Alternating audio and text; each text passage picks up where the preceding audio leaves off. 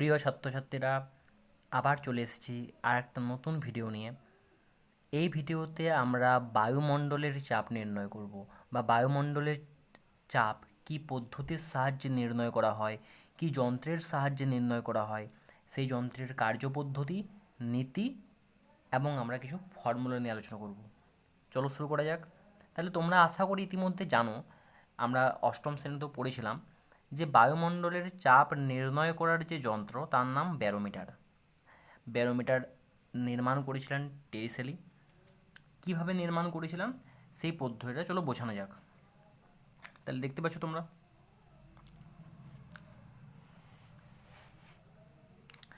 এখানে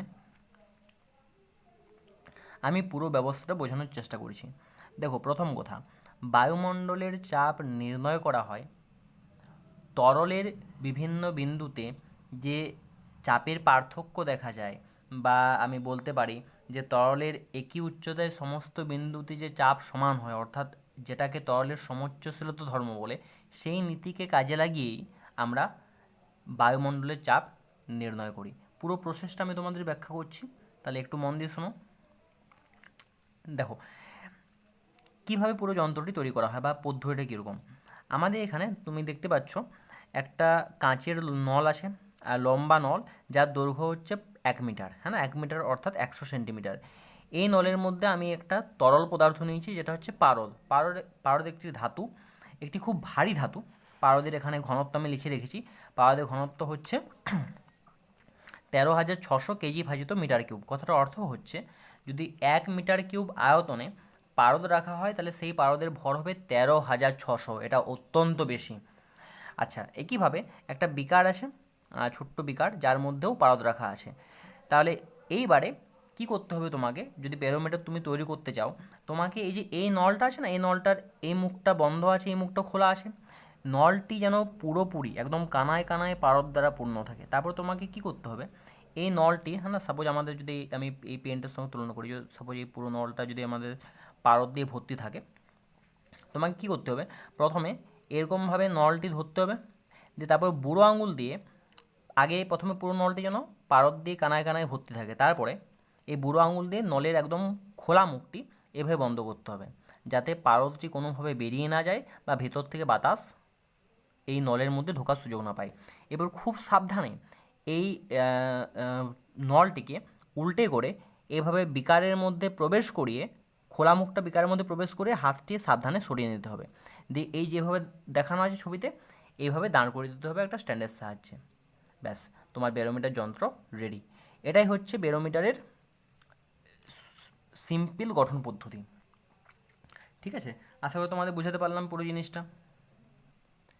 এইবারে চলো আলোচনা করা যাক যে কিভাবে এই যন্ত্রের সাহায্যে আমরা বিভিন্ন স্থানে, ভূপৃষ্ঠের বিভিন্ন স্থানে বায়ুমণ্ডলের চাপ নির্ণয় করব।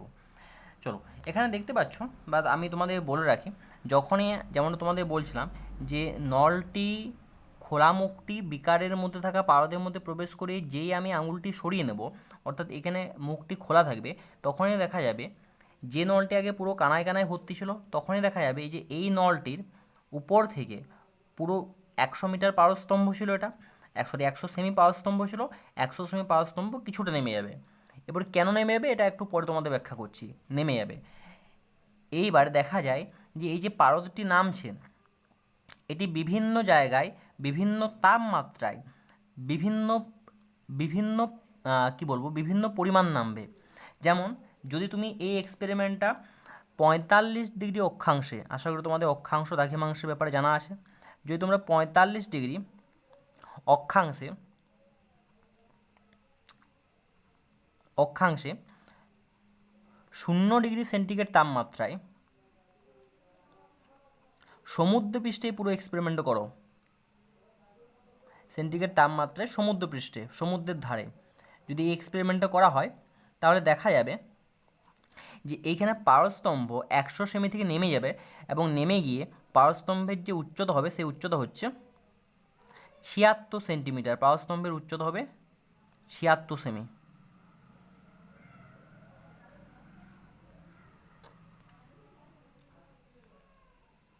হ্যাঁ না, যদি আমি যেরকম কন্ডিশনটা বললাম সেই কন্ডিশনে তুমি যদি ফলো করো, যদি 45 ডিগ্রি অক্ষাংশে 0 ডিগ্রি সেন্টিগ্রেড তাপমাত্রায় সমুদ্রপৃষ্ঠে এই এক্সপেরিমেন্ট করো, তো দেখা যাবে পারস্তম্ভ যেটা 100 সেমি দাঁড়িয়েছিল সেটা নেমে যাবে 76 সেমি হয়ে যাবে। এইবারে এই জিনিসটা কি বোঝাচ্ছে? আসলে আমরা এই ব্যারোমিটারের এই যে কাঁচের নলটি আছে 1 মিটার লম্বা, এই কাঁচের নলে পারদের উচ্চতা দেখেই ওই স্থানে বায়ুমণ্ডলের চাপ নির্ণয় করি। কিভাবে? সেই তরলের সমোচ্চশীলতা নীতি। চলো একবার তোমাদের ব্যাখ্যা করা যাক। দেখো, আমি এইখানে তোমরা দেখতে পাচ্ছ আশা করি যে এই যে পারদ ভর্তি যে নলটি আছে এর খোলা মুখটি আমি কাঁচের নলের মধ্যে ডুবিয়ে রেখেছি, কাঁচের বিকার রাখা পারদের মধ্যে ডুবিয়ে রেখেছি। আচ্ছা, এইবারে লক্ষ্য করো, আমি তোমাকে দুটো পয়েন্ট দেখাচ্ছি। সাপোজ এই একটা পয়েন্ট আর এই একটা পয়েন্ট, দুটো পয়েন্ট তোমরা দেখতে পাচ্ছ আশা করি। এবার লক্ষ্য করো, যদি আমি এই পাশের পয়েন্টটা দেখাই, যে এই পয়েন্টটা, এই পয়েন্টে উপর দিকে উপরে আছে বাতাস, হ্যাঁ না, আশেপাশে বায়ু আছে, তাহলে বায়ু এই পয়েন্টে নিচের দিকে চাপ দিচ্ছে, এখানে বাতাস চাপ দিচ্ছে, pressure exerted by the air, হ্যাঁ না, বাতাস চাপ দিচ্ছে, বাতাসের চাপ। আচ্ছা, আর এই যে এই বিন্দুতে উপর থেকে যেমন বাতাস চাপ দিচ্ছে, তেমনি নিচ থেকে পারদ, নিচের যে পারদ আছে সেই পারদও চাপ দিচ্ছে, হ্যাঁ কি না? অবশ্যই। তরল সব দিকে সমানভাবে চাপ দেয় এমন তো নয় যে তরল সমুদ্র নিচে চাপ দেবে উপরেও চাপ দেবে, তাহলে এখানে পারদ চাপ দিচ্ছে। পারদকে আমরা এইচ দ্বারা প্রকাশ করি, তাই আমি পারদের চাপকে বোঝানোর জন্য আমি পি এইচ জি কথাটি ব্যবহার করছি, যে পারদের চাপ। আচ্ছা, এবারে দেখো, এই বিন্দুটি যে উচ্চতায় আছে সেম উচ্চতা একটা বিন্দু নিয়েছি, কিন্তু এই বিন্দুটি যেমন পারদের উপরে তলে আছে, এই বিন্দুটি যেখানে আমাদের এই পারদের উপরিতলে যে বিন্দুটি নেওয়া হয়েছে ওই সেম উচ্চতা এখানে বিন্দুটি নিলাম, এর উপরেও পারদ নিচেও পারদ। তাহলে লক্ষ্য করো, যেহেতু এই দুটো বিন্দু সেম উচ্চতায় আছে, তাহলে আমি আশা করি এই উচ্চতায় পারদের চাপ এখানে যত এখানে ততই হবে, অর্থাৎ পিএইচজি। তরলের সমোচ্চশীলতা নীতি তো সেটাই বলে যে একই উচ্চতায় থাকা দুটি বিন্দুতে পারদের চাপ সমান। আচ্ছা, কিন্তু লক্ষ্য করো যে এই বিন্দুতে উপর থেকে চাপ দেওয়ার জন্য কিন্তু কোনো বাতাস নেই, বরং এর উপরেও পারদ আছে। এই যে উপরে 76 সেমি পাওয়ার স্তম্ভ দাঁড়িয়ে আছে না, এই 76 সেমি পাওয়ার স্তম্ভই তো নিচের দিকে চাপ দেবে না। এই যে এই চাপটা কিসের চাপ? এটা হচ্ছে চাপ 76 সেমি পাওয়ার স্তম্ভের চাপ। আর লক্ষ্য করো, যদি পারদটা 76 সেমি পর্যন্ত দাঁড়িয়ে আছে, এর মানে কি, এই যে 76 সেমি পাওয়ার স্তম্ভ এই বিন্দুতে নিচের দিকে যে পরিমাণ চাপ দিচ্ছে, নিচের পারদটাও সম পরিমাণ চাপ দিচ্ছে। যদি এমনটা না হতো, যদি উপরের চাপটা বেশি হয়ে যেত, তাহলে কী হতো, পারদটা এখান থেকে নেমে যেত। উপরের চাপটা যদি বেশি হতো, নিচের চাপটা কম হলে পারদটা নেমে যেত, তাই না? আর যদি যদি নিচের চাপটা বেশি হতো, উপরের চাপটা কম হতো, হ্যাঁ না, তাহলে হয়তো পারদটা আরও বেশি উঁচু থাকতো, হয়তো 76 জায়গায় আরও বেশি কিছু হতো, 77, 78 বা অন্য কিছু হতো। তাহলে যেহেতু এখানে 76 সেমি নেমে পারদটা দাঁড়িয়ে গেছে, এর অর্থ আমি কী বলতে পারি, যে নিচ থেকে পারদ যে চাপটা দিচ্ছে, অর্থাৎ যেটাকে বলা আছে পিএইচজি, এই চাপটা সমান কার সঙ্গে সমান না 76 সেমি পারদস্তম্ভের চাপের সঙ্গে, 76 সেমি পারদস্তম্ভের চাপের সঙ্গে, পারদস্তম্ভের চাপের সঙ্গে। ক্লিয়ার?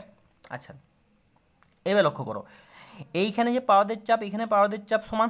আবার আমি এখানেও বলতে পারি যে কি লজিক কাজে লাগিয়ে, যে এইখানে পারদের চাপ আর বাতাসের চাপে কি হবে, কারণ যদি দুটোর মধ্যে একটাও সমান না হতো, তাহলে এখানে পারদটা স্থির থাকতো না, হলে পারদটা নিচের দিকে নেমে যেত অথবা উপর দিয়ে উঠে যেত। তাহলে আমি বলতে পারি পারদের চাপ আর বাতাসের চাপ সমান।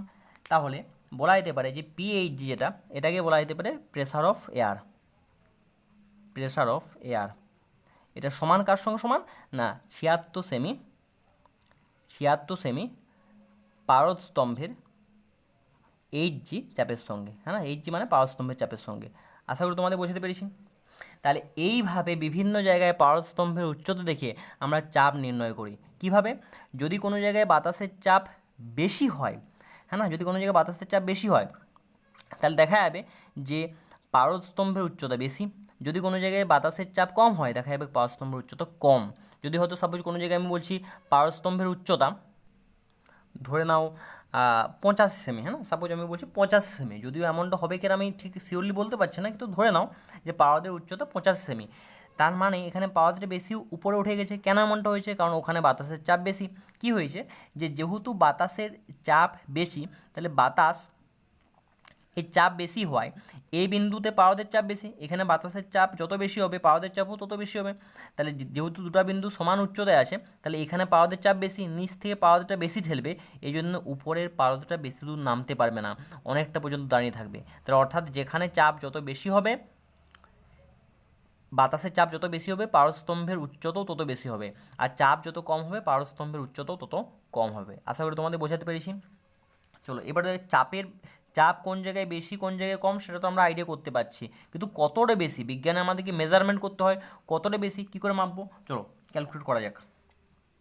তাহলে আমি একটা কাজ করছি, আমরা জানি যে তরলের মধ্যে দুটো বিন্দু যেগুলো বিভিন্ন উচ্চতায় আছে, সেই দুটো বিন্দুর মধ্যে চাপের পার্থক্য নির্ণয় করার জন্য একটা ফর্মুলা আছে, হ্যাঁ না? সেই ফর্মুলাটা চলো আমি এখানে লিখছি, তোমরা একটু লক্ষ্য করো।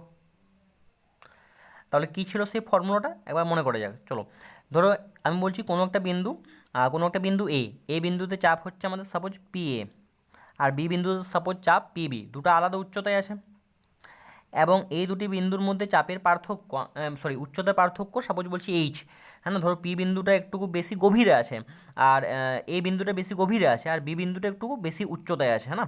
সাপোজ আমাদের ধরো আমি এক্সাম্পল দিচ্ছি, ধরো এইখানে একটা বিন্দু, এটা হচ্ছে আমাদের এই বিন্দুটা হচ্ছে আমাদের বি বিন্দু, এটা হচ্ছে বি বিন্দু, আর এখানে একটা বিন্দু আছে এটা হচ্ছে এ বিন্দু, ঠিক আছে? বি বিন্দুর থেকে এ বিন্দু একটু নিচে আছে, আর আমি বললাম দুটো বিন্দুর মধ্যে উচ্চতার পার্থক্য এটা হচ্ছে এইচ, ঠিক আছে? আচ্ছা, মানে এ বিন্দুটা বি বিন্দু থেকে এইচ উচ্চতায় এইচ সেমি বা এইচ মিটার নিচে আছে, তাহলে এই দুটো বিন্দুর মধ্যে চাপের পার্থক্য এটা সমানই হচ্ছে ডি ইন্টু জি ইন্টু এইচ। ডিটা হচ্ছে ঘনত্ব, তরলের ঘনত্ব, যেটা হচ্ছে অভিকর্ষজ ত্বরণ, আর এইচটা হচ্ছে দুটি বিন্দুর মধ্যে উচ্চতার পার্থক্য। তোমরা যারা এই ভিডিওটা প্রথমবার দেখছো আমার চ্যানেলে, তোমাদের চ্যানেলে, আমি তো ব্যাস পড়াচ্ছি তোমাদেরকে, আমি ব্যাস তোমাদেরকে শেখানোর চেষ্টা করছি। আচ্ছা, তাহলে আমি তাদেরকে বলে রাখি যে এই জিনিসটা কিভাবে আসছে, এটা আমি এর আগের ভিডিওতে বলেছি, পার্ট 3। তাহলে তোমরা একবার পার্ট 3টা দেখে নাও, একবার ডেরিভেশনটা বোঝো, দিয়ে তারপরে এই ভিডিওটা স্টার্ট করো, ঠিক আছে? আচ্ছা চলো, তাহলে এখানে লক্ষ্য করো, আমি দুটো বিন্দু বলছি, ধরো সাপোজ আমি এই বিন্দুটা বলছি, এই বিন্দুতে চাপ বলা আছে, এই বিন্দুতে চাপ হচ্ছে আমাদের পারদের চাপ, হ্যাঁ না? বা যেটা আমি পিজি বলছি, আর দেখতে পাচ্ছি পিজিটা সমানই হচ্ছে পি এয়ারের সঙ্গে, তাহলে এই বিন্দুতে চাপটাকে আমি বলতে পারি পি এয়ার, হ্যাঁ না? বাতাসের চাপের সঙ্গে সমান। আর এই যে উপরে লক্ষ্য করে, এই উপরে চাপটা কত আইডিয়া করতে পারবে? এই উপরে চাপটা কত? একদম উপরে দেখো, একদম উপরে যদি লক্ষ্য করো, একদম প্রথমে মনে করো যখন এখানে ব্যারোমিটার যন্ত্রটা তৈরি করা হয়েছিল, তখন টেরিচেল্লি কীভাবে তৈরি করেছিলেন না, পুরো কাঁচের নলটির একবার কানায় কানায় ভর্তি করে তারপরে কাঁচের নলের খোলা মুখটি বুড়ো আঙুল দিয়ে বন্ধ করে দিয়েছিলেন, যাতে বাইরে থেকে বাতাস ঢুকতে না পারে। তারপরে এখানে সাবধানে এই বিকারের পারদের মধ্যে ডুবিয়ে দিয়েছিলেন, দিয়ে হাতটা সরিয়ে নিয়েছিলেন। তারপর উপরে পারদটা কিছুটা নেমে গেছিলো, এবার এখানে পারদ ছিল, পারদটা নেমে যাওয়ার পর কী থাকবে? শূন্য স্থান থাকবে, এখানে পুরো ভ্যাকিউম থাকবে, এখানে পুরো শূন্য স্থান আছে। যদি এখানে শূন্য স্থান থাকে, তাহলে এখানে তো চাপ দেওয়ার মতো কেউ নেই না। এখানে চাপ কত হবে? এখানে চাপ হচ্ছে আমাদের একদম উপরে, এখানে চাপ হচ্ছে এখানে চাপ পি সমান শূন্য, চাপ দেওয়ার কেউ নেই, তাহলে এখানে শূন্য, এখানে চাপটা কত? পি এ আর। তাই চাপের পার্থক্য, নিচে চাপটা বেশি, তাহলে আমি পি এর জায়গায় লিখছি পি এ আর। আচ্ছা, উপরে চাপ তো শূন্য, তাহলে উপরে চাপটা আমি শূন্য লিখছি, সমানই ডি ইন্টু জি ইন্টু এইচ, সমানই ডি ইন্টু জি ইন্টু এইচ। ডিটা কি? এই পুরো তরলটার ঘনত্ব, পাওয়াদের ঘনত্ব যে দেওয়া আছে এসআই পদ্ধতিতে 13,600 কেজি ভাজিত মিটার কিউব।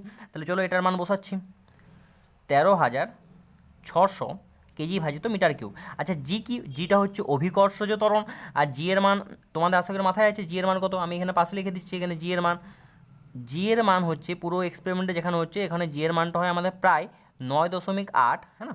যে ভূপৃষ্ঠের কাছাকাছি অভিকর্ষজ ত্বরণের মান এটাই হয় প্রায় মিটার ভাজিত সেকেন্ডের স্কোয়ার। তোমরা চাইলে এটা 10ও ধরে নিতে পারো ক্যালকুলেশন সুবিধার্থে। তাহলে আমি জি এর মানটা 9.8 নিচ্ছি এসআই পদ্ধতিতে। আচ্ছা, আর এইচটা হচ্ছে উচ্চতার পার্থক্য দুটো বিন্দুর মধ্যে। উচ্চতার পার্থক্য কত? 76 সেমি। 76 সেমি বসানো চলবে না, ওটাকে মিটার করতে হবে, কারণ এসআই পদ্ধতিতে মান বসাচ্ছি। তাই 76 সেমি সমান কত মিটার? 76 ভাজিত 100, হ্যাঁ না? 76 সেমি সমান কত মিটার? না এটা সমানই হচ্ছে 76 ভাজিত 100 এত মিটার। চলো এবার ক্যালকুলেট করা যাক। আমি প্রথমে 10 দিয়ে কাটাকুটি করছি, এখানে উপরে কাটাকুটি করছি, দুটো শূন্য কেটে গেলো, 10 দিয়ে কাটলাম, এখানেও নিজেও 10 দিয়ে কাটলাম দুবার, দুটো শূন্য কেটে গেলো। আমাদের পড়ে আছে 176 ইন্টু 9.8 ইন্টু 76। তাহলে আমি বলবো তোমরা সবাই একবার এই ক্যালকুলেশনটা করো নিজেরা, দিকে তারপরে আমাকে বলো কত উত্তর হয়েছে, হ্যাঁ না, তোমরা কমেন্টে জানাও। আশা করি তোমরা উত্তর বার করেছো। আমি বলবো 30 সেকেন্ড পজ করো, দিকে গুণটা করো, দিয়ে তারপর বলো কত উত্তর আসছে। এসেছে সবার উত্তর? যদি সবার উত্তর এসেছে তো একবার মিলিয়ে নাও আমার উত্তরের সঙ্গে। তো উত্তর আসবে প্রায় 101292.8, হ্যাঁ না। এত কি এটা চাপ, তাহলে চাপকে আমরা কিসে মাপি? এসআই পদ্ধতিতে পাস্কালে, তাহলে এত পাস্কাল। ক্লিয়ার?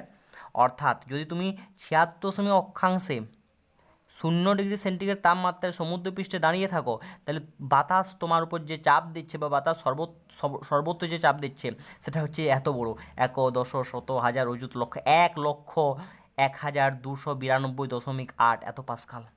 তাহলে অর্থাৎ বোঝা যাচ্ছে বাতাসের চাপ যথেষ্ট বেশি, হ্যাঁ না, বাতাসের চাপ যথেষ্ট বেশি বটে।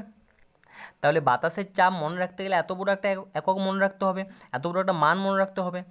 এই জন্য আমরা কী করি, বাতাসের চাপ মাপার জন্য আমরা একটু আরও বড় একক নিয়ে আসি। সে এককটা কি? সে এককটা হচ্ছে বায়ুমণ্ডলীয় চাপ। হ্যাঁ, এটা এককের নাম বায়ুমণ্ডলীয় চাপ, সংক্ষেপে বলা হয় অ্যাটমসফিয়ারিক প্রেসার। সংক্ষেপে বলা হয়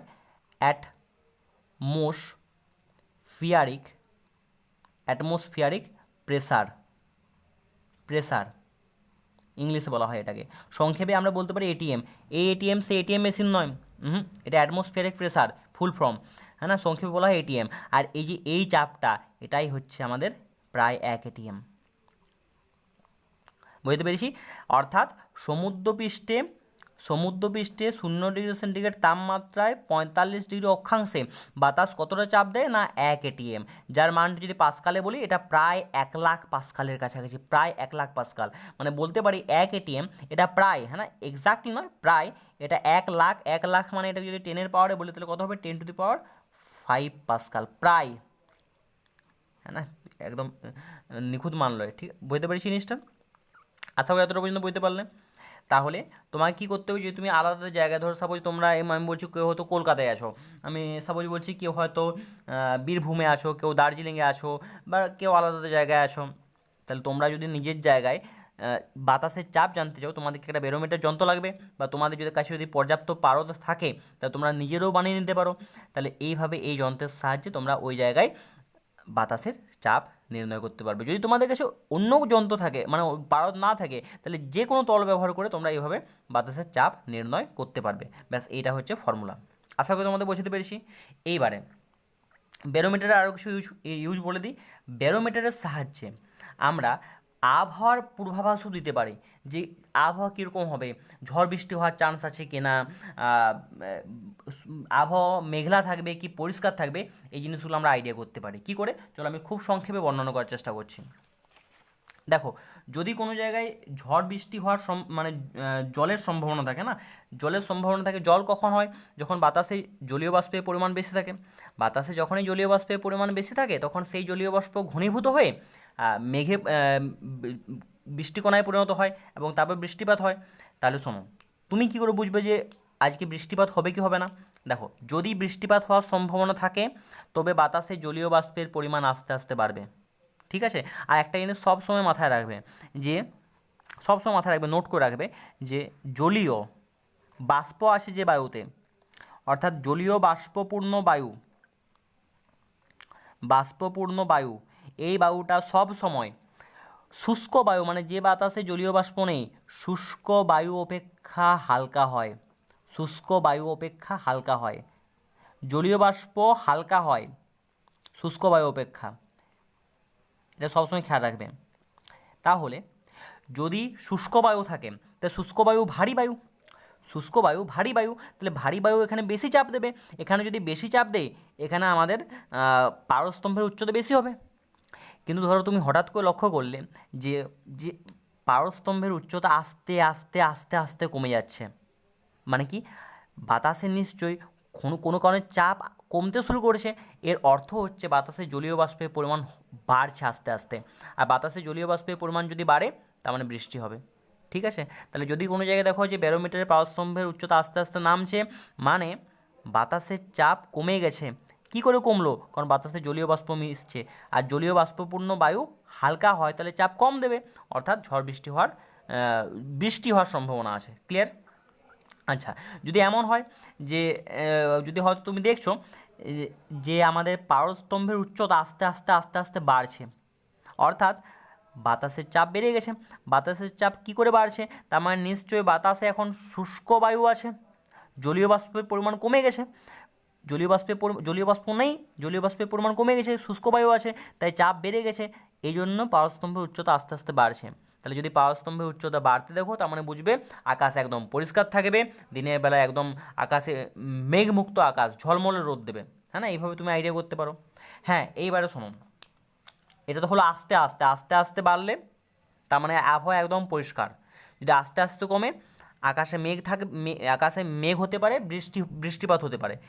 যদি হঠাৎ করে কমে যায়, যদি হঠাৎ করে কোনো কারণে কমে যায়, এবার জলীয় বাষ্প মিশতে কিছুটা সময় লাগবে, ঠিক আছে, হঠাৎ করে যদি কমে গেছে তার মানে কোনো কারণে এখানে বাইরের চাপটা একদমই কমে গেছে হঠাৎ করে, তার মানে হঠাৎ করে নিম্নচাপ তৈরি হয়ে গেছে। এবার যদি হঠাৎ করে কোনো জায়গায় নিম্নচাপ তৈরি হয় তাহলে উচ্চচাপ থেকে বাতাস ছুটে আসবে, আর উচ্চচাপ থেকে বাতাস ছুটে আসবে অর্থাৎ ঝড়ের সম্ভাবনা আছে। আর সেই বাতাস যদি আমাদের সমুদ্র থেকে ছুটে আসে তাহলে বজ্র বিদ্যুৎ সহ ঝড় বৃষ্টির সম্ভাবনা আছে, যদি হঠাৎ করে কমে যায়, মানে হঠাৎ করে নিম্নচাপ তৈরি হয়ে গেছে। আচ্ছা, আর অনেক সময় শীতকালে কি হয়, শীতকালে হঠাৎ করে উচ্চচাপ তৈরি হয়ে যায় কোনো জায়গায়। শীতকালে যদি হঠাৎ করে উচ্চচাপ তৈরি হয়ে যায়, তখন উচ্চচাপ তৈরি হয়ে গেছে তাহলে বায়ুপ্রবাহ হবে, হ্যাঁ না, কিন্তু ওই বায়ুতে জলীয় বাষ্প থাকবে না, তাহলে ওইখানে শুষ্ক বায়ুপ্রবাহ হবে, শুষ্ক ঝড় হওয়ার সম্ভাবনা আছে। এইভাবে আমরা ব্যারোমিটারে পারস্তম্ভের উচ্চতার পরিবর্তন দেখে কোন স্থানে আবহাওয়া কীরূপ হবে সেটা আমরা আইডিয়া করতে পারি। এই জিনিসগুলো আইডিয়া করা যেতে পারে। তাহলে আমি হয়তো একটু তাড়াতাড়ি বলেছি, আমি বলবো ভিডিওটা আর একবার দেখো। ভিডিও যে জায়গাগুলো স্লো মনে হচ্ছে সে জায়গাগুলো 1.25K করে নাও, আর যে জায়গাগুলো স্পিডে মনে হচ্ছে সেগুলো একটু স্পিডটা কমিয়ে দেখো, তাহলে তোমরা আশা করি বুঝতে পারবে। আশা করি এই ভিডিওটা তোমাদের জন্য ইউজফুল এবং পরীক্ষায় কাজে লাগবে। যদি কোনো ডাউট থাকে এই টপিক সংক্রান্ত তাহলে আমাকে জানাবে কমেন্ট সেকশনে, আমি পরের ভিডিওতে সেটার সমাধান করার চেষ্টা করব। Thank you.